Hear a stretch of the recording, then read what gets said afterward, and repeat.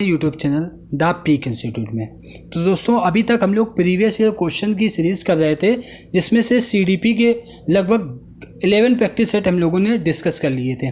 ये practice set number 12 है। इसके पहले हम लोगों ने ईवीएस के 22 प्रैक्टिस सेट जो प्रीवियस ईयर में पूछे गए हैं उनको भी डिस्कस कर लिया है।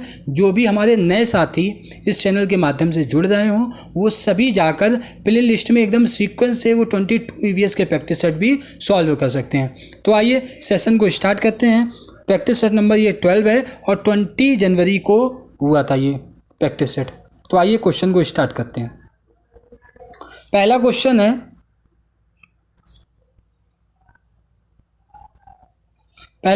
है विकास का शीर्षगामी सिद्धांत क्या होता है। विकास का शीर्षगामी सिद्धांत क्या होता है, तो बताइए विकास का शीर्षगामी सिद्धांत क्या होता है। पहला, विकास दर सभी संस्कृतियों में एक समान होती है। विकास अनिरंतर होती है। विकास सिर से पैर की तरफ बढ़ता है और विकास केंद्र से बाह्य की तरफ होता है। तो देखिए बात हो रही विकास का शीर्षगामी सिद्धांत यानी सिफेलोकॉर्डल डेवलपमेंट क्या होता है। तो देखिए जो सिफेलोकॉर्डल होता है ये विकास जो होता है ये सिर से पैर की ओर होता है। यानी बालक पहले क्या करता है, बालक पहले अपने ब्रेन पर काबू करना सीखता है, इसके बाद बालक चलना सीखता है, ना कि बालक पहले चलना सीखता है इसके बाद अपने माइंड पर काबू करता है। तो इसलिए इसका जो राइट आंसर हो जाएगा ऑप्शन नंबर सी। इसके बाद होता है एक अधोगामी सिद्धांत जो केंद्र से बाहर की ओर होता है। वो क्या होता है, जैसे आपने देखा होगा बालक के पहले 2 दांत निकलते हैं, इसके बाद उसके पूरे दांत निकल के आते हैं, उसे कहते हैं हम अधोगामी सिद्धांत कहते हैं। अगले क्वेश्चन की ओर बढ़ते हैं। क्वेश्चन नंबर 2, निम्नलिखित में से कौन सा सकल मोटर कौशल यानी ग्रॉस मोटर स्किल्स का एक उदाहरण है। अब बात आ रही ग्रॉस मोटर स्किल की, तो ग्रॉस मोटर स्किल क्या होता है और फाइन मोटर स्किल क्या होता है। जब बात आती है फाइन मोटर स्किल यानी सूक्ष्म गतिक कौशल की, तो इसमें क्या करता है बालक अपनी फिंगर्स का यूज़ करता है। किसका यूज़ करता है, फिंगर का ओनली यूज़ करता है। और जब बात आएगी ग्रॉस मोटर स्किल की यानी सकल मोटर कौशल की, तो इसमें बालक क्या करता है अपने पैरों का इस्तेमाल करता है, जैसे दौड़ना, चलना, उठना, बैठना, ये सब यानी पैरों के द्वारा जो भी एक्टिविटीज़ करता है वो सभी किस में आएंगी, ग्रॉस मोटर स्किल में आएंगी। इसलिए जो इसका राइट आंसर हो जाएगा ऑप्शन नंबर ए कि फुटबॉल को किक मारना। अगला क्वेश्चन नंबर 3 है। क्वेश्चन नंबर 3 है कि कथन दिया गया है विद्यालय बच्चे के सामाजिकरण में एक महत्वपूर्ण भूमिका निभाते हैं। तो बिल्कुल सही है, जो विद्यालय होते हैं ये बालक के सामाजिकरण में महत्वपूर्ण भूमिका निभाते हैं, क्योंकि बालक के सामाजिकरण का जो प्राथमिक स्तर होता है वो क्या होता है, बालक सबसे पहले अपने माता पिता, परिवार और आस पड़ोस और मित्र बंधुओं के साथ सीखता है। इसके बाद बालक कहाँ जाता है, विद्यालय में।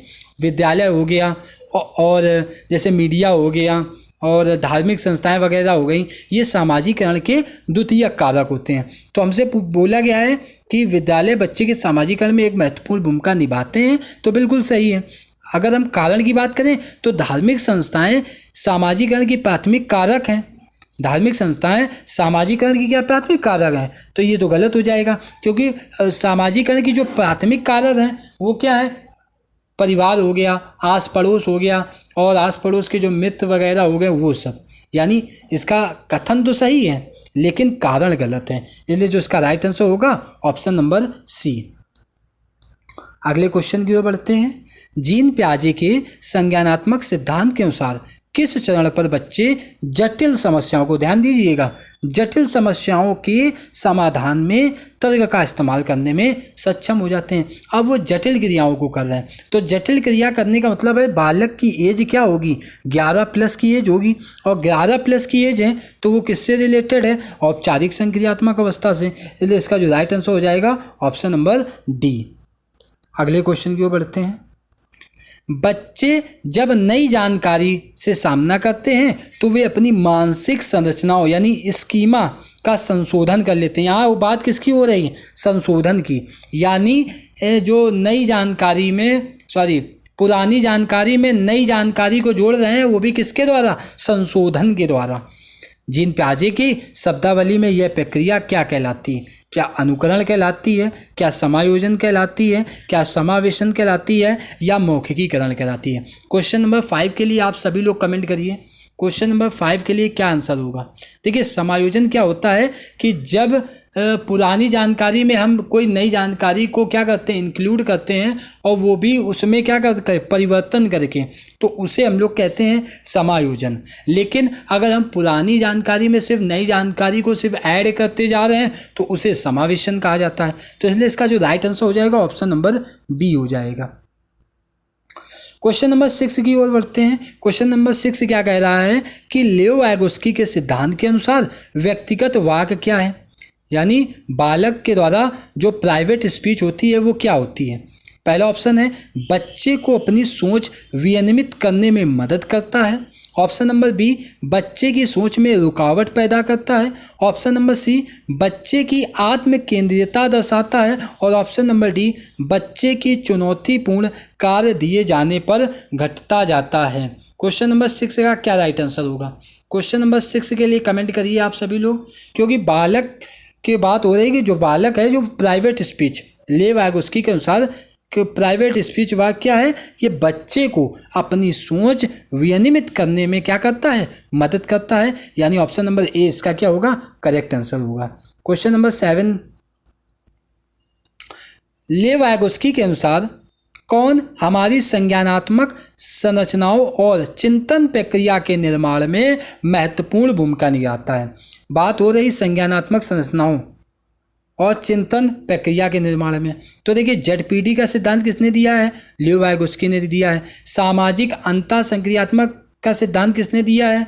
ये भी लियो वाइगोस्की ने दिया है। और इन्होंने क्या कहा है, भाषा पहले है विचारवाद में है, ये भी वाइगोस्की के द्वारा कहा गया है। और जीन पियाजे ने क्या कहा है कि विचार पहले है और भाषा बाद में है। और इन्होंने क्या कहा है, भाषा पहले है और विचार बाद में है। यानी भाषा को इन्होंने तवज्जो दी है। तो इसका जो राइट आंसर होगा, इन्होंने सामाजिक संपर्कता, यानी बालक जब समाज के संपर्क में आता है तो अंतःक्रिया के द्वारा बेहतर ढंग से सीखता है। अगले क्वेश्चन की ओर बढ़ते हैं। लॉरेंस कोहलबर्ग के अनुसार नैतिक विकास के स्तरों का सही क्रम बताइए। बताइए, नैतिक विकास के स्तरों का सही क्रम क्या होगा? सबसे पहले क्या आता है, पूर्व परंपरागत या नैतिक स्तर आता है। इसके बाद आता है पारंपरिक नैतिक स्तर आता है। इसके बाद आता है उत्तर पारंपरिक स्तर। तो पहले क्या आएगा, पूर्व पारंपरिक स्तर, यानी पहला तो सही है। फिर पारंपरिक स्तर, फिर उत्तर पारंपरिक स्तर, यानी ऑप्शन नंबर ए इसका क्या हो जाएगा, राइट हो जाएगा। अगला क्वेश्चन, क्वेश्चन नंबर 9, प्रगतिशील शिक्षा सुझाती है कि कौन शैक्षिक नियोजन का केंद्र होना चाहिए? यानी शैक्षिक नियोजन यानी शिक्षा का कौन केंद्र होना चाहिए? यानी आप किसको पढ़ाएंगे तो विद्यार्थी को ना, तो केंद्र में कौन होना चाहिए? केंद्र में विद्यार्थी होना चाहिए। यानी ऑप्शन नंबर डी इसका क्या हो जाएगा, राइट आंसर हो जाएगा। क्वेश्चन नंबर 10, होवर्ड गार्डनर के अनुसार एक अच्छा कवि और लेखक होने के लिए एक व्यक्ति में किस प्रकार की बुद्धि होनी चाहिए? अब क्योंकि होवर्ड गार्डनर ने बहुबुद्धि सिद्धांत दिया है, इन्होंने लगभग 8 प्रकार के कारक बताए हैं, बुद्धि के प्रकार बताए हैं, जिनमें से एक प्रकार होता है भाषाई बुद्धि से रिलेटेड होता है। तो भाषाई बुद्धि में क्या होता है कि व्यक्ति क्या करता है, अपने जो विचार वगैरह होते हैं वो अपने भाषा के द्वारा उनको क्या करता है, व्यक्त करता है। यानी ऑप्शन नंबर बी इसका करेक्ट आंसर हो जाएगा। क्वेश्चन नंबर 11 की ओर बढ़ते हैं। कथन दिया गया है कि एक अध्यापिका को अपने विद्यार्थियों को दी गई समस्या पर काम करते हुए अपने विचारों का मौखिकीकरण करने के लिए प्रोत्साहित करना चाहिए। बिल्कुल सही है। अगला क्वेश्चन, भाषा और सोच का विकास एक दूसरे से स्वतंत्र होता है। ये तो गलत है, वो तो एक दूसरे से क्या होते हैं, संबंधित होते हैं। भाषा और विचार एक दूसरे से क्या होते हैं, संबंधित होते हैं। यहाँ बोल रहे हैं स्वतंत्र होते हैं, इसलिए ये ऑप्शन क्या कारण क्या हो जाएगा, गलत। यानी कथन सही है लेकिन कारण गलत है, इसलिए ऑप्शन नंबर सी इसका राइट आंसर हो जाएगा। क्वेश्चन नंबर 12 की ओर बढ़ते हैं। आपकी कक्षा में जब भी कोई लड़का रोता है तो दूसरे विद्यार्थी उसे यह कहकर चिढ़ाते हैं कि लड़कियों की तरह व्यवहार मत करो, लड़के नहीं रोते हैं। लड़कियों की तरह व्यवहार मत करो, लड़के नहीं रोते। उनका यह कथन क्या दर्शाता है, बताइए। अब इसके लिए आप लोग कमेंट करिए। आप सभी लोग इसका आंसर जानते हैं कि क्या आंसर होगा। अब बालक क्या कर रहा, एक लिंग के प्रति उसको क्या कर रहा, लज्जित कर रहा है कि लड़कियों की तरह काम करते हो। क्या लड़कियां ही, मतलब एक लिंग के प्रति ज़्यादा, एक लिंग को ज़्यादा प्रमोट करना और दूसरे लिंग को नीचा दिखाना, तो ये क्या होगा, लैंगिक रूढ़िवादिता या लैंगिक पूर्वाग्रह को शो कर रहा है। इसलिए ऑप्शन नंबर डी इसका करेक्ट आंसर होगा। अगले क्वेश्चन की ओर बढ़ते हैं।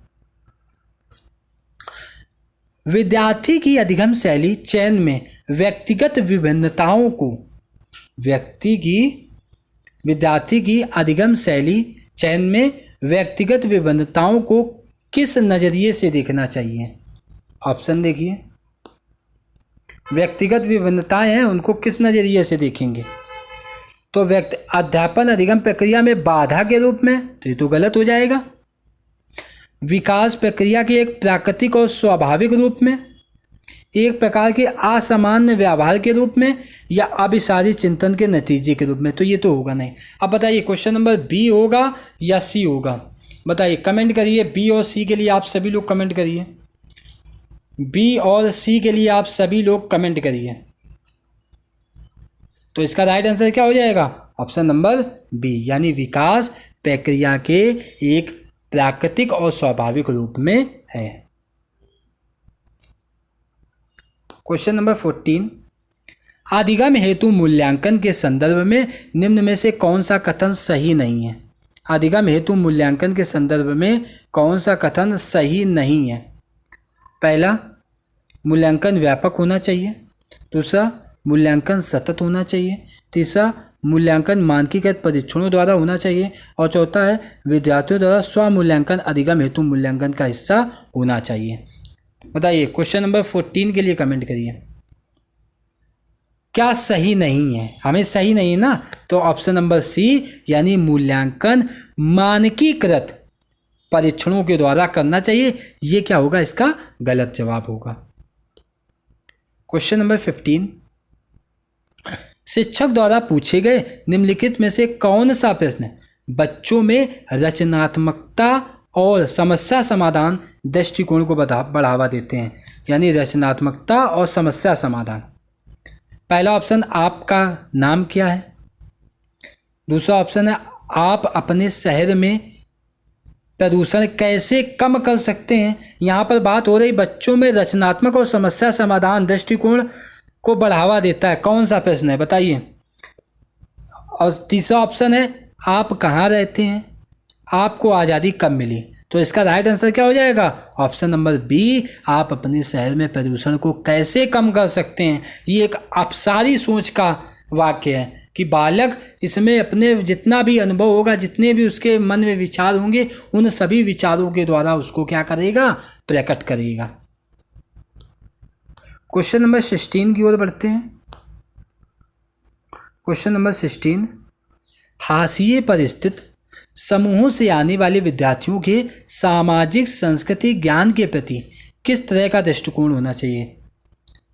सामाजिक सांस्कृतिक ज्ञान के प्रति किस तरह का दृष्टिकोण होना चाहिए। पहला, उसे अध्यापन अधिगम प्रक्रिया में अर्थहीन मानना चाहिए, ये तो गलत हो जाएगा। उसे मान देना चाहिए और अध्यापन अधिगम प्रक्रिया में शामिल करना चाहिए, ठीक है। उसे नकार देना चाहिए, ये तो गलत हो जाएगा। बालक को आप नकार देंगे। उसे दूसरे समूह में के विद्यार्थियों के द्वारा ग्रहण सामाजिक संस्कृति के ज्ञान में कमतर समझना चाहिए, यानी कम आंकना चाहिए, तो ये भी इसका क्या हो जाएगा, गलत हो जाएगा। इसका right answer option number B, यानी उसे मान देना चाहिए, यानी उसकी बातों को क्या करना चाहिए, प्रोत्साहित करना चाहिए और उसे अध्यापन अधिगम प्रक्रिया में शामिल करना चाहिए। ऑप्शन नंबर बी इसका करेक्ट आंसर होगा। क्वेश्चन नंबर 17, हालांकि स्वालीनता से जूझने वाले विद्यार्थी विशिष्ट क्षेत्रों में चुनौती महसूस करते हैं, फिर भी उनमें सामान्यता का सामर्थ्य होता है। किसका सामर्थ्य होता है, बारीक जानकारी पर ध्यान देने, प्रभावशाली संप्रेषण, संज्ञानात्मक नम्यता या सामाजिक परिस्थितियों को सटीक रूप से समझना। क्वेश्चन नंबर 17 के लिए आप कमेंट करिए। क्वेश्चन नंबर 17 के लिए आप कमेंट करिए। क्वेश्चन नंबर 17 का जो राइट आंसर होगा ऑप्शन नंबर ए, यानी बारीक जानकारी पर ध्यान देना। अगला क्वेश्चन, निम्नलिखित में से किससे विद्यार्थी की अक्षरों शब्दों को पढ़ने, उनकी व्याख्या करने और उन्हें समझने की क्षमता सीधे प्रभावित होती है? यानी उसको पढ़ने में दिक्कत हो रही है। किस में दिक्कत हो रही? पढ़ने में। आज अगर पठन संबंधी विकार है तो उसे हम क्या कहेंगे? डिसलेक्सिया कहेंगे। अगर पठन संबंधी विकार है तो उसे हम क्या कहेंगे? डिसलेक्सिया कहेंगे। लेकिन अगर लेखन संबंधी होता तो उसे हम डिस्ग्राफिया कहते हैं।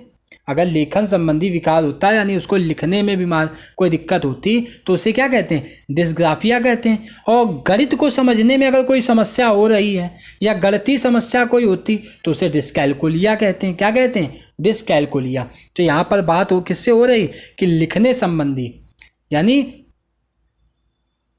उसको पढ़ने संबंधी दिक्कत हो रही। किससे हो रही? क्योंकि शब्दों को पढ़ने में उसको दिक्कत हो रही ना, इसलिए इसका जो राइट आंसर हो जाएगा ऑप्शन नंबर सी, डिस्लेक्सिया यानी वाचन वैकल्य। क्वेश्चन नंबर 19, दृष्टिबाधित से जूझने वाले विद्यार्थियों के समावेशन में निम्न में से कौन सा कारक बाधा बन जाता है? दृष्टिबाधित से जूझने वाले विद्यार्थियों के समावेशन में कौन बाधा बनता है? तो बताइए, दृष्टिबाधित है बालक और आप उसको समझाएंगे, कैसे समझाएंगे? स्पर्शनीय चित्र से। तो ये तो सही है, ये तो बाधा नहीं बनेगा, क्योंकि वो स्पर्श के द्वारा, ब्रेल लिपि क्या है? स्पर्श के द्वारा ही तो बच्चों को ब्रेल लिपि के माध्यम से पढ़ाया जाता है, जिनको दिखाई नहीं देता है। उसके बाद है ऑडियो टेप का व्याख्या, यानी उनको सुनाकर तो देख नहीं सकता लेकिन सुनकर तो समझ सकता है, तो ये भी पॉजिटिव है। ब्रेल लिपि देखिए आ गया, ये भी सही है। यानी इसका राइट आंसर क्या हो जाएगा? ऑप्शन नंबर बी, हस्तलिखित नोट दे देंगे। जब उसको दिखाई नहीं दे रहा है तो उन हस्तलिखित नोट का क्या करेगा? ये तो उसके लिए बाधा का काम करेगा ना, इसलिए इसका जो राइट आंसर होगा ऑप्शन नंबर बी। अवधान न्यूनता अति क्रियाशीलता विकार, इसको जरूर याद रखिएगा। कम से कम मुझे लगता है 6 से 7 प्रैक्टिस सेट में अभी तक आ चुका है। ये प्रैक्टिस सेट नंबर 12 है। तो ADHD से जूझने वाले विद्यार्थी निम्न में से किस गुण को अक्सर दर्शाते हैं? उच्च एकाग्रता को, आवेगशीलता को या कार्य क्षेत्र में व्यवस्थित संगठन को? तो ADHD से जूझने वाले विद्यार्थी जो हैं वो कार्य क्षेत्र में व्यवस्थितता या संगठन को अक्सर दर्शाते हैं, यानी ऑप्शन नंबर सी इसका करेक्ट आंसर हो जाएगा। क्वेश्चन नंबर 21 की ओर बढ़ते हैं। सार्थक सीखने के लिए ज्ञान का निर्माण हेतु छात्रों को सक्रिय रूप से पर्याप्त अवसर एवं उदाहरण प्रदान किए जाने चाहिए। तो बिल्कुल सही है, यानी कथन तो सही है। सीखना ज्ञान के निष्क्रिय अधिग्रहण नहीं, सक्रिय अधिग्रहण। यहाँ बोल रहा निष्क्रिय अधिग्रहण, यानी तर्क क्या है? गलत है। यानी ऑप्शन नंबर सी ए सही है लेकिन आर गलत है।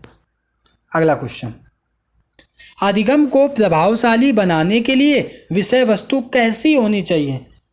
विषय वस्तु को आप जटिल रखेंगे, गलत हो जाएगा। मतलब उसके सभी जो खंड वो असंबंधित हों, ये भी गलत हो जाएगा। विषय वस्तु कैसी होनी चाहिए? अति आसान और अत्यधिक सरल, ये भी नहीं होगा। तो विषय वस्तु कैसी होनी चाहिए? विद्यार्थियों के सामाजिक सांस्कृतिक परिवेश से क्या होनी चाहिए? संबंधित होनी चाहिए। यानी ऑप्शन नंबर सी इसका करेक्ट आंसर होगा। क्वेश्चन नंबर 23, निम्नलिखित में से कौन सा कारक शैक्षणिक उपलब्धियों में विद्यार्थियों की विफलता में योगदान देता है? विद्यार्थियों की विफलता में योगदान देता है।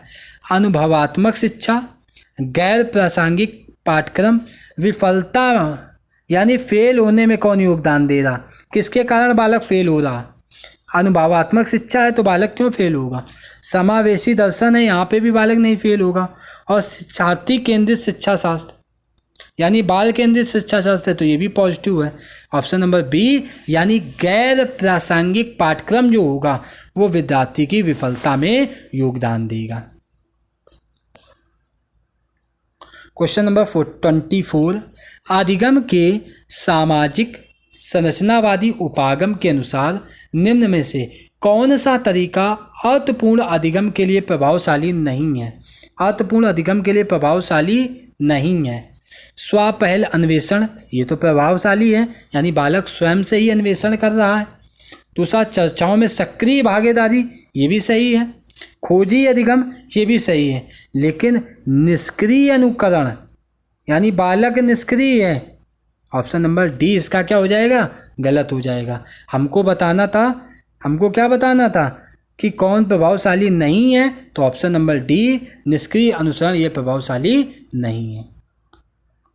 क्वेश्चन नंबर 25, विद्यार्थियों में समस्या समाधान कौशल के विकास के लिए निम्न में से बढ़ावा देना महत्वपूर्ण है। किसको बढ़ावा देना महत्वपूर्ण है?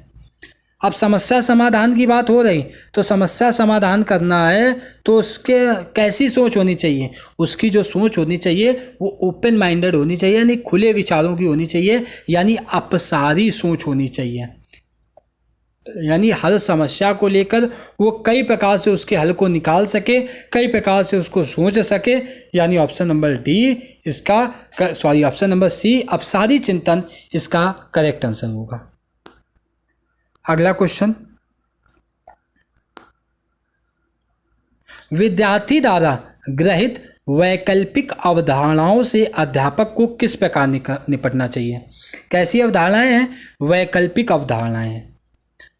उन्हें अनदेखा कर देना चाहिए, ये तो नहीं कर सकते आप। उन्हें ठीक तरह से समझा जाना चाहिए और वे अधिगम प्रक्रिया में महत्वपूर्ण होती हैं, ठीक है। उनसे कठोरता से निपटना चाहिए, ये भी गलत है।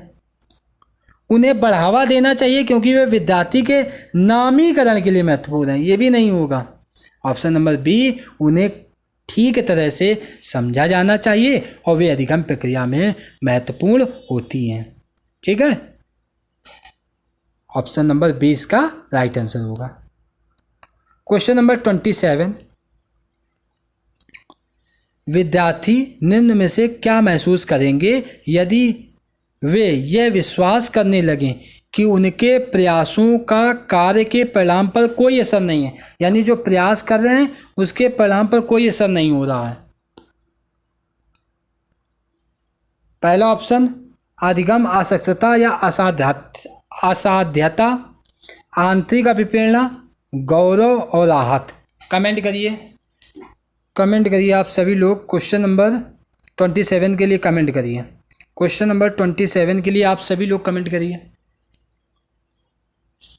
तो इसका राइट आंसर क्या हो जाएगा? इसका राइट आंसर हो जाएगा ऑप्शन नंबर ए, यानी लर्न हेल्पलेसनेस, यानी अधिगम आसक्तता। अगला क्वेश्चन, निम्न में से कौन सा आंतरिक अभिप्रेरणा का उदाहरण है? बच्चा सेल्फ मोटिवेटेड है। बच्चा क्या है? सेल्फ मोटिवेटेड है। बताइए कौन सा ऐसा एग्जाम्पल होगा जो सेल्फ मोटिवेट को रिलेट करेगा? पहला, ज्ञान प्राप्त करने के लिए चर्चा में भाग लेना, ठीक है। नगद इनाम जीतना, तो नगद इनाम की अगर बात हो रही तो ये बाह्य कारक है, आंतरिक प्रेरणा तो होगी नहीं, ये बाह्य प्रेरणा का काम करेगी। सहपाठियों को प्रभावित करने के लिए चर्चा में भाग लेना, सहपाठियों को प्रभावित करने के लिए, ये भी गलत हो जाएगा। दंड से बचने के लिए, ये भी गलत हो जाएगा। यानी ऑप्शन नंबर ए, ज्ञान प्राप्त करने के लिए चर्चा में भाग लेना, ये आंतरिक अभिप्रेरणा का उदाहरण है। यानी बालक को कोई, मान लीजिए कोई चीज़ अच्छी लगी जिसको बालक चाहता है इसको मैं सॉल्व करके देखूं, यानी बालक यहाँ पर क्या कर रहा, मतलब खुद से मोटिवेट है, तभी तो उस समस्या को सॉल्व करने में रुचि लेगा। जब बालक सेल्फ ही मोटिवेटेड नहीं होगा तो क्या उस समस्या को सॉल्व करने में रुचि लेगा? नहीं लेगा। क्वेश्चन नंबर 29, एक अध्यापिका को अपने अधिगमकर्ताओं में से किस प्रकार के लक्ष्यों को बढ़ावा देना चाहिए? महारत हासिल करने की दिशा में उन्मुख लक्ष्य, या परिहार उन्मुखी महारत लक्ष्य, या प्रदर्शन की दिशा में उन्मुख लक्ष्य, या परिहार उन्मुखी प्रदर्शन लक्ष्य। क्वेश्चन नंबर 29 के लिए सभी लोग कमेंट करिए, क्वेश्चन नंबर 29 के लिए। और लास्ट में आप लोग अपना स्कोर भी कमेंट के माध्यम से सेंड कीजिए कि देखिए कि आप कितना स्कोर कर पा रहे हैं, तो उसको सेंड भी कीजिएगा। ऑप्शन नंबर ए इसका राइट आंसर हो जाएगा, यानी महारत हासिल करने की दिशा में उन्मुख लक्ष्य। और आज का अंतिम प्रश्न, विद्यार्थियों में निम्न में से किस कौशल को बढ़ावा नहीं देना चाहिए? बताइए। अभिसंज्ञान को बढ़ावा देंगे, चिंतन को बढ़ावा देंगे, सृजनात्मकता को बढ़ावा देंगे, क्या आधीनता उन्मुखी को देंगे? बताइए। क्वेश्चन नंबर 30, क्या आधीनता उन्मुखी को बढ़ावा आप देंगे? नहीं देंगे, यानी ऑप्शन नंबर डी इसका राइट आंसर हो जाएगा। हमको बताना था किसे बढ़ावा नहीं देना चाहिए, तो इसलिए option number D correct answer होगा। तो दोस्तों ये सेशन आज यहीं समाप्त होता है। अगर सेशन आपको अच्छा लगा हो तो वीडियो को लाइक और चैनल को सब्सक्राइब जरूर करिएगा और अपने दोस्तों तक शेयर भी जरूर करिएगा। धन्यवाद दोस्तों।